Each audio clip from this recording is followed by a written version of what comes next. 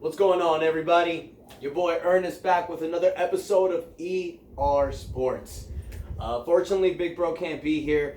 As y'all know, we're all dealing with this coronavirus thing, so everybody's just trying to stay in their own place. Hopefully this thing just kind of blows over. I know that sucks to say, and I want to wish everybody a safe time. I want to wish everybody 100% blessings. I hope everybody's taking care. For any of those that are affected, or if anybody has any families that's affected by the coronavirus, I wish you guys a speedy recovery. But in life, we have to move forward. We need to enjoy the fruits of our labor. And the fact that a lot of us aren't working right now, staying home, a video like this is great. So I want to talk about something that I love, and I know you guys that are watching this video love too, and that is our Miami Heat. Everything's looking good, I gotta say. Not as great as a few months ago, though. We were riding really high. Second seed, really stamping our name, really stamping our flag as one of the biggest surprises of the season, though we still are. But man, ever since the All-Star break, we've gone 6-5. We're sitting right now at, I believe it's 41-28 record. I might be wrong, I'm not 100% sure, but that was the last time, one of the figures I saw last. I mean, it's a really good record, but you want to strive for better. Now, a lot of people before the season were talking about the Heat. As you guys saw, I've been saying it for months now. I've called this a top 4 team, and that's what we are right now. We're sitting at the 4th seed right now. We're 2 games down from Boston for the 3rd seed. I know you guys heard that a few weeks ago, sorry, but we want to go ahead and we want to be better. And my opinion is I want Milwaukee in the Eastern Conference Finals. And in order to do that, we need to get the 2nd or the 3rd seed. So I think we have a real possibility to get the 3rd seed, but that is if and when the season comes back. I've heard rumors from Adam Silver and others say that they're looking to start the season again up in June. NBA Finals possibly sometime in August. That's a hope, man. We don't know how this stuff is going to be. But let's just say that does happen. And the Miami Heat goes into the playoffs as the 4th seed. Okay. You get either Indiana or Philadelphia. Bring it.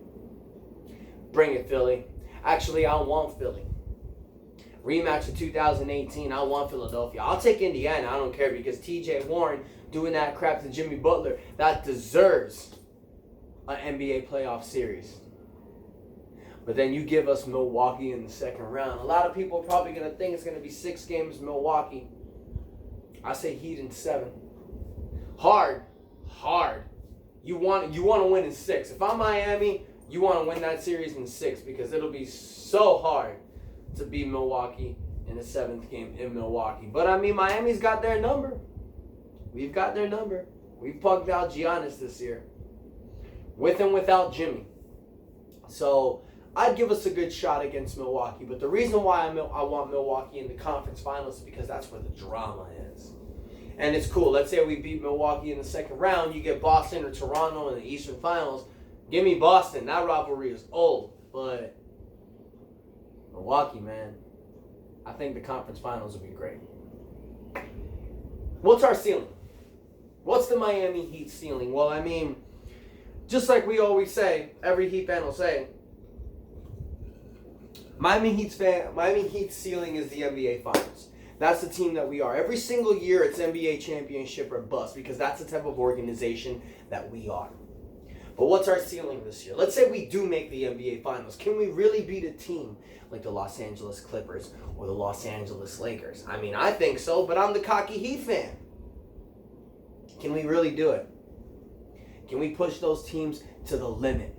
Take them to the brink and win? Hard, man. Hard to say. It's really hard to say. But I think what we've done so far this year has been great. And I think we've proved ourselves. Everybody thought we were going to be the bottom of the barrel or the top. We've already silenced so many haters. So anything we do in the NBA playoffs is going to be great. Unless we lose in the 1st round, then it's all going to be a complete disappointment. But I don't think that's going to happen. If the Miami Heat go to the Eastern Conference Finals, it was success. If they go to the NBA Finals, it was over successful. And if they win the championship, Jesus Christ, they're going to create a story about this year that'll never be silenced. It'll be 2004 Detroit Pistons all over again, pretty much. Scrappy team wins the NBA championship. That'd be great. Can we do it? I say yes. I say with the confidence this team has, why not? Why not us? The East isn't that strong anymore, and all you need to do is gain momentum in the finals. Anybody's game at this point. There's no clear-cut favorite. I don't care what the Clippers have. I don't care what the Lakers have. It's still their first year together. And as we all seen in the past, first years with super teams or super groups that get together, it doesn't always become the best. You know, except for the Warriors in 2017 with KD and the Celtics in 2008 and some others. But I mean, if there's a year to win for Miami Heat, it's this year. Next year is going to be a challenge, though. You're going to have free agency. We got Danilo Gallinari available. You can swing for the fences and go after Anthony Davis, or you could wait for 2021 for Giannis Antetokounmpo. Miami Heat's ceiling's high, man. Pat Riley's going to push, and he's going to push hard. Being the fact that this is his last legs with this team, retirement's coming soon, he's going to go for one more big swing. I see it, man. I see it. Now, going to something else. I mean, I know a lot of people are not too hot on that Justice Winslow trade. Get a little swig here, guys. Yeah, not a lot of people are hot about that Justice Winslow trade. But guys, look, right now he still hasn't played a game. You got Iguodala, you got Crowder, you got Hill already contributing to this team. That's way more than what James Johnson, Dion Waiters, and Justice Winslow did for us all year. So I think we won on the trade. Thank you very much. We're 6-5 after the All-Star break. I feel this team is still getting together. We haven't been 100% healthy together. That's another thing that sucks, and that's another thing that's bullshit about this season, man. And that's been the plague for the Miami Heat every year since the Big Three era. I feel like that we have great teams together, but they always hurt. I don't know. Maybe it's because they run so hard in practice that they get injured. Who knows? But you know, you put a 100% healthy Miami Heat team on the floor, I think they're better than what they're showing right now. Andre Iguodala is a champion. Jay Crowder is a rough rider, just like us. So is Solomon Hill. And it's funny that the day that Tyler Hero came back was the day that the season got suspended. I mean, that's just the Miami Heat look, baby. It's crazy. It's crazy. But I think 100% healthy, we're going to do some serious damage. And if the NBA comes back in the next few months, these guys working together, getting their groove back. And let's not forget, Myers Leonard's going to come back too. That's another thing, man. But this team is going to be ready. They're going to be poised and they're going to play hard. But that's a question that I got for y'all out there. Who do you guys feel is going to be the top 9, top 10 rotational players? Because we're loaded, man. I mean, you got the starting lineup, which is Bam Adebayo, Jimmy Butler, Duncan Robinson, Kendrick Nunn, and they've been flipping a lot of Jay Crowder and Derrick Jones Jr. at the 4. But normally, it's been Myers Leonard starting with Bam Adebayo. So when he comes back, do they add him in that mix? I say, maybe not. I mean, you're really going to go off of the matchups and whoever you're playing. And that's what I like what Spoelstra does. Spoelstra never really has a set lineup. He'll take a guy, he'll see who he's playing. If he's playing Brooklyn, he'll start this guy. If he's playing Memphis, he'll start this guy. He goes with the matchups as any great coach does. But if you ask for my opinion, I think the guy that should really be starting at that 4 is Jay Crowder. He's a solid defender, a great 3-point shooter. He's tall enough, and he's solid, man. I can't say that enough. Great defender. You need that out there. Myers Leonard's a great 3-point shooter, and he stretches the floor out, yes, but defensively, he's not the best out there, even though he's been given his time to the Heat and playing strong. Having some good games. Test that out. But that's the great thing. We have 3 guys that can start next to Bam Adebayo, and that complements him greatly. Derrick Jones Jr., Jay Crowder, and Myers Leonard. Even Kelly Olynyk. That's another guy that you can start out there. And then you got those guys. You got Iguodala. You got guys like Tyler Hero, Goran Dragic. You know, how are you going to fit this in? This is going to be the hard part for Eric Spoelstra, but that's why he gets paid the big bucks. You ask me. I say the starting lineup is the 5 guys that I mentioned. Goran Dragic, first one coming off the bench alongside Tyler Hero and Andre Iguodala, and Kelly Olynyk stretching out the 5 position. I think those are your core 9 guys. I love Derrick Jones Jr. I do. I think he's phenomenal. He's a great dunker. He's athletic as fuck. But at the end of the day, you want to win. And if you want to win, you got to put guys out there that are going to give you the right plays at the right time. And that is guys like Andre Iguodala. Now, Jay Crowder, I think Jay Crowder and Derrick Jones are going to be fighting for minutes for the most part.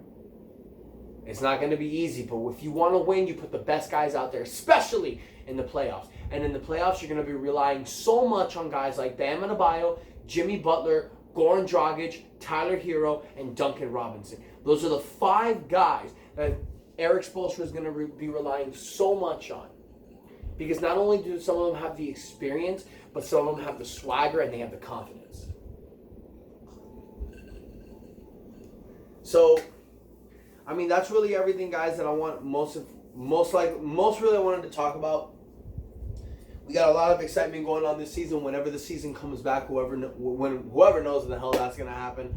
But for right now, I think that the Miami Heat fans have a lot to be excited for. We have a lot to look forward to. And I think this time off is going to be great. Guys are going to be healing from injuries. And who knows? Maybe there's another player that Miami Heat can bring in. Maybe Pat Riley can sit down. And you know what? This is going to be my long shot. This is going to be my little surprise hint. What I feel that the Miami Heat can do, I think they should go after DeMarcus Cousins. Why the hell not? Why not? See what he can do for you. Get Pat Riley in a room with DeMarcus Cousins. I think he'd work well with this team. I think the type of players we have on this team with DeMarcus Cousins would fit perfectly. And you know, someone's going to lose minutes. Might be Kelly Olynyk, might be Myers Leonard, but DeMarcus Cousins can really add a lot to this team. Even what he was doing for Golden State last year would be amazing on this team. You put DeMarcus Cousins starting right next to Bam Adebayo.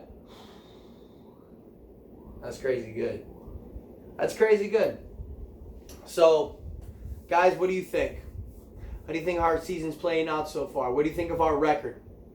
Do you like us being at the 4th seed right now? Do you say bring it Milwaukee? Or do you think it'd be better for us to get a 2nd or 3rd seed to meet Milwaukee in the conference finals? Do you guys like the current starting 5 we have right now? Or do you like something better? Or do you think there's maybe a player that works better in the rotation than the guys that I mentioned? Guys, I want to hear from y'all. Let me know what you think. More importantly, hit that like button. Comment on the bottom. Share the social media. Most importantly, subscribe. Guys, thank you for your time. Thank you for your love. Catch me in a little bit. I'll be posting a few videos. A couple different stuff. Hope you like it. But until next time, your boy Ernest out. That's enough said.